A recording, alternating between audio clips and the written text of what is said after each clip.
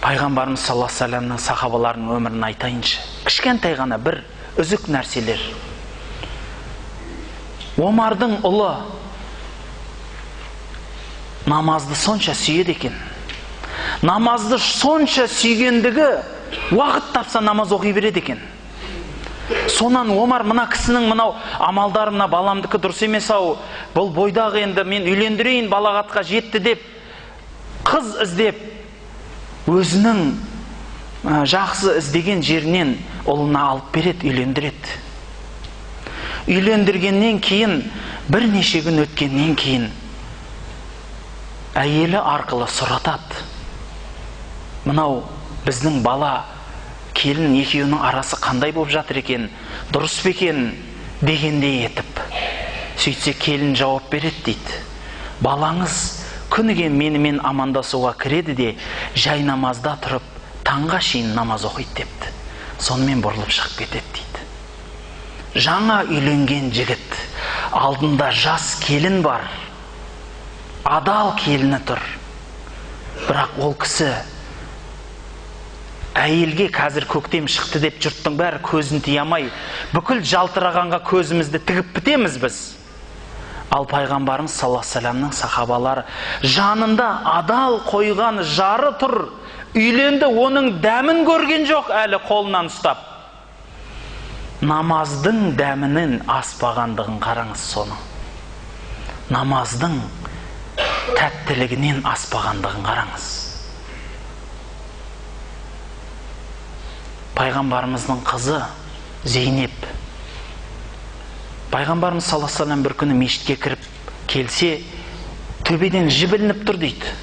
Бұл қандай жіп десе, сіздің қызыңыздың жібі дейді. Неге десе, түнімен намаз оқиды. Соншалықты намаз оқиды, құлап қаларға барады. Қатты құлап бара жатқанда әлгі жіпке қолтығын салып ілініп тұрады деген екен. Бауырлар, пайғамбарымыз саллаллаху алейхи ва салламның өзі түнделетіп тұрып аяғы ісіп кеткенше намаз оқиды екен. Сонда қызы келіп, әкесінің аяғын уқалап, әкетай, ұйықтамайсыз ба дегенде, қызым, ұйықтайтын уақыт өтіп кетті депті. Ұйықтайтын уақытым өтіп кетті дейді. Сізбенен біз ғой шіркін ай, жатқанға берсең маған бер деп ұйқыны планынан асырамыз. Біреулер айтады, таң намазын оқи алмай жүрмін дейді. Әлбетте оқи алмайсыз, түнгі сағат 3-те футбол көріп ұйықтасаңыз, түнгі сағат 2-де ұйықтасаңыз, түнгі сағат 1-ге шейін бекерге қаңғырып жүре берсеңіз. Пайғамбарымыз саллаллаху алейхи ва саллям құптанды оқып ұйықтаған. Құптанды оқып түнгі намаз ұйықтаған. Құптанды оқығаннан кейін көшеде қаңғып жүрмеген. Пайғамбарымыз саллаллаху алейхи ва саллям уитр намазында солай айтады. Ең соңғы оқыған намазың бір күндіктегі уитр болсын дейді. Яғни намаз оқыда, ұйықта дейді, сонда таңға тұрасыз. Өйткені ол адамдар өзінің уақытын қадірлей алмайды, уақытын орнына қарай қоя алмайды. Сөйтіп таң намазын ұйықтайды, әлі күнге шейін намаз оқығанына пәлен жыл болды, таң намазын ұйықтап қалады. Білесіздер ма?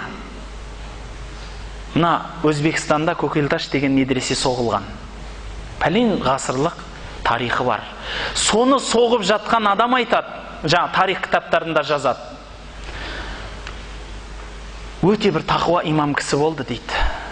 Сол кісі сол мешітті салам деп бел буып, жанына құрылысшылар жиналғанда былай деп шарт қойды дейді. Кімде кімнің қаза намазы болмаса күрек ұстасын деп айтты дейді. Қаза намазы болмаса мына мешіттің құрылысына қатыссын деп айтты дейді бауырлар. Соншалықты тақуалық ғой ол кісінің. Осы мешіт Аллах деген адамдардың қолымен тұрса екен, медресе. Аллах деп намазын қаза қылмайтын адамдардың қатарында болса екен дейді. Біз адамбыз, мүмкін намазымыз қаза болады. Адами жақтан болса, ұйықтап қалдыңыз, ауырып қалдыңыз, қаза болды, жарайды. Бірақ әдейі қаза қылатын адамдарға не дейсіз бауырлар? Адамдар өзінің сүйгеніне, бір сүйген адамы, құрметтеген адамы үйіңізге келіп отыр десе, бүкіл жұмысын тастап баратын еді.